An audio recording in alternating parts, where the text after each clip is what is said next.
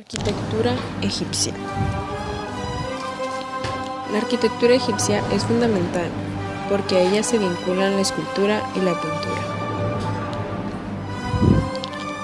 Egipto destaca por sus gigantescas pirámides al borde del desierto a orillas del río Nilo, y asimismo sus templos, esfinges, mastabas y el sarcófagas. Las construcciones en Egipto eran realizadas por esclavos, sometidas al sol y a las altas temperaturas del desierto. Zoser construyó en Saqqara su recinto funerario.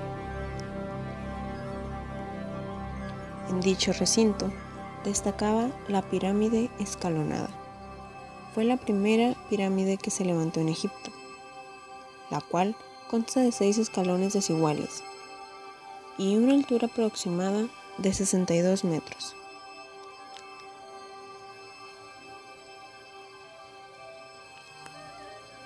El recinto está formado por un rectángulo de 545 metros de largo por 277 metros de ancho.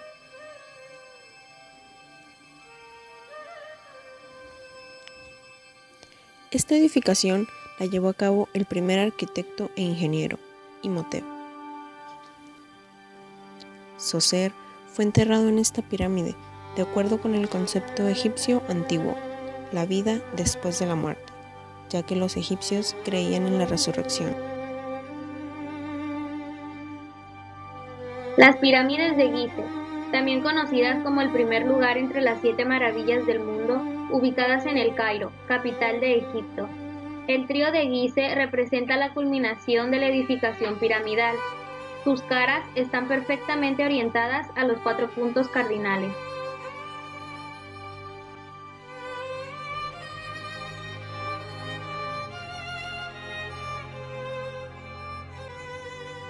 La primera y la de mayor tamaño fue erigida por Keops, el segundo faraón de la cuarta dinastía, entre los años 2680 y 2560 a.C., con una altura de 146 metros y 230 metros de lado. La segunda más grande fue construida por el hijo de Keops, Kefren, el tercer faraón, con 215.5 metros de lado y 143.5 de alto. Y por último, el faraón Miquerinos, hijo de Kefren, construiría la tercera y más pequeña de las 3, con 108.5 metros de lado y 66.5 de alto. Actualmente esas medidas son algo inferiores, ya que la envoltura exterior de piedra fue arrancada para usarse en una construcción en El Cairo, excepto por la pirámide de Kefren. Es la única de las 3 que conserva una parte de su envoltura original. Las pirámides son como montañas cuyas piedras fueron elevadas una a una desde el nivel del Nilo hasta la meseta. Aproximadamente cada pirámide contaba con 2.300.000 bloques de piedra, los cuales pesaban desde 2,5 hasta más de 15 toneladas.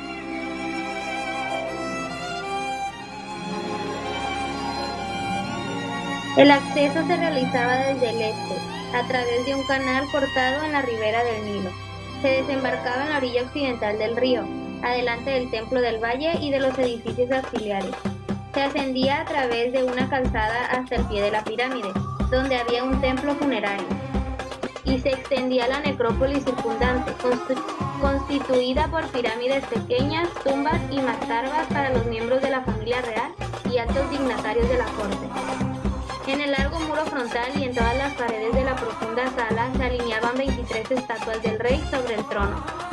Al norte del templo de Kefren fue construida la esfinge de Kefren, con el cuerpo de un león agazapado y la cabeza del faraón.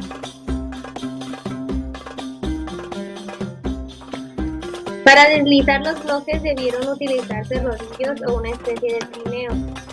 La mayor parte del trayecto entre la cantera y la obra se realizaba en barcas a lo largo del Nilo. La nivelación se realizaba por medio de zanjas llenas de agua y después se iniciaba la colocación de los bloques de piedra año tras año. Según historiadores, la pirámide de Keops duró 20 años en construirse. La creencia dominante durante el Imperio Antiguo era que al morir el faraón se convertía en Dios y el espíritu del faraón muerto pasaba a ser el intercesor de su pueblo ante los dioses. Es por eso que todos los obreros trabajaban voluntariamente, puesto que si el faraón era adecuadamente conducido ante la presencia de Ra, ello supondría un beneficio para todos ellos y sus familias. Según esto, la pirámide era el lugar de la ascensión del rey. La montaña captaría los primeros rayos del sol y el alma del faraón ascendería para encontrarse con Ra, en su perdurable porfía por asegurar el eterno orden recto de las cosas para sus súbditos viviendo en la tierra. Bajo el reinado del faraón Agnatón, hacia los años 1379 a 1362 a.C., se fundó una nueva capital, Agna, en el centro geográfico del antiguo Egipto.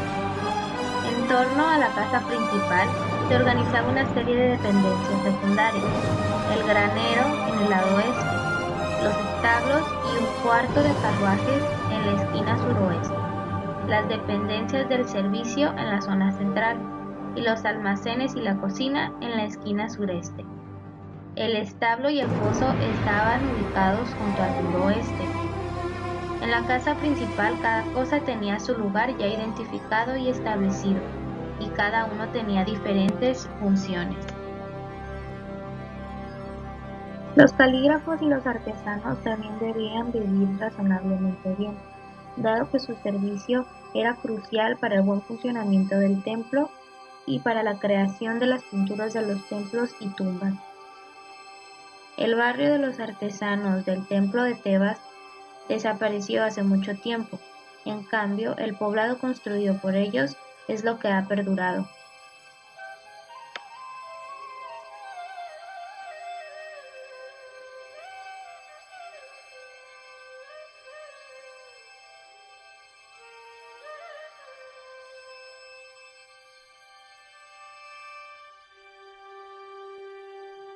Las dimensiones oscilan entre 4 y 6 metros de ancho y de 20 a 25 metros de largo. La habitación de la fachada, cuya puerta de entrada da al estrecho callejón, es una sala de visitas con un pequeño altar dedicado al dios familiar Bes. Detrás de esta habitación hay una sala más espaciosa, cuyo techo sobresale por encima del resto de la vivienda y que presumiblemente debía tener una ventana alta, pasada la cual está el dormitorio. En la parte trasera de la casa está el patio, con unas escaleras que suben a la cubierta, y la cocina descubierta por razones de ventilación. A menudo las viviendas disponían de una pequeña bodega de almacenamiento, excavada en la roca o debajo de la casa.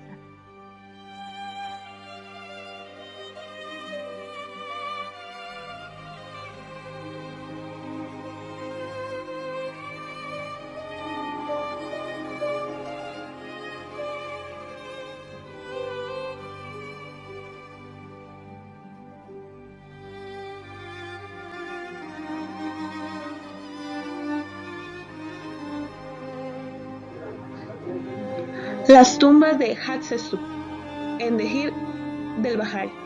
A partir de la fractura que supuso el primer periodo intermedio, las tumbas y los templos reemplazaron a las pirámides en su categoría de grandes obras reales. Las tumbas reales y civiles se construyeron del otro lado del río, allá donde el sol se pone, excavados en las rocas del Farallón.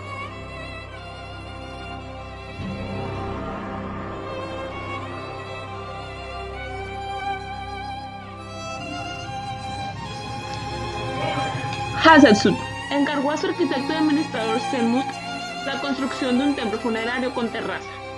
Un rasgo muy característico y muy importante fue el modo en que Senmut adaptó la construcción al medio natural, integrando las terrazas en los escalonamientos naturales del terreno, mientras que las líneas marcadas por las columnas evocan la verticalidad de las cavidades producidas por la erosión en la cara de la montaña, consiguiendo una admirable fusión visual entre montaña y templo.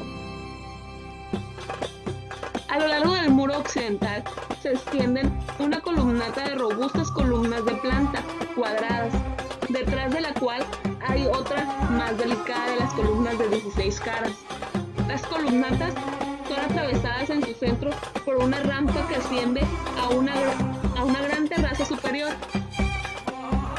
A lo largo de todo el lado oeste de esa terraza hay otra columnata doble que sirve de porche a los templos de un fondo dedicados al Hathor.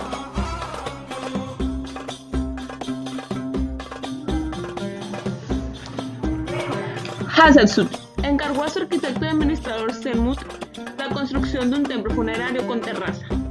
Un rasgo muy característico y muy importante fue el modo en que Senmut adaptó la construcción al medio natural, integrando las terrazas en los escalonamientos naturales del terreno, mientras que las líneas marcadas por las columnas evocan la verticalidad de las cavidades producidas por la erosión en la cara de la montaña, consiguiendo una admirable fusión visual entre montaña y templo. A lo largo del muro occidental se extienden una columnata de robustas columnas de planta cuadradas, detrás de la cual hay otra más delicada de las columnas de 16 caras. Las columnatas son atravesadas en su centro por una rampa que asciende a una gran terraza superior. A lo largo de todo el lado oeste de esa terraza hay otra columnata doble que sirve de porche a los templos de un fondo dedicados al Hathor.